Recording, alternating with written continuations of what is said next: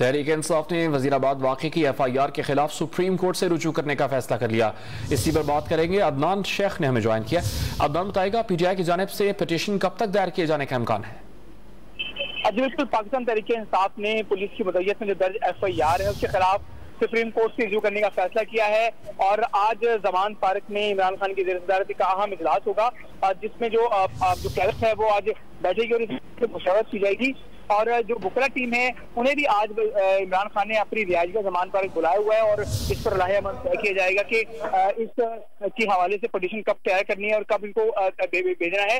जबकि हतमी मुशावरत के बाद PTI की जो बुकरा टीम है वो आज ही सुप्रीम कोर्ट में पिटीशन दायर करेगी, जबकि तहरीक इंसाफ जो है पुलिस की जानिब से दर्ज FIR को पहले ही मुस्तरद कर चुकी है, जबकि फवाद चौधरी 3 नामजद अफराद के बगैर FIR को बेवकूफ करार दे चुकी है।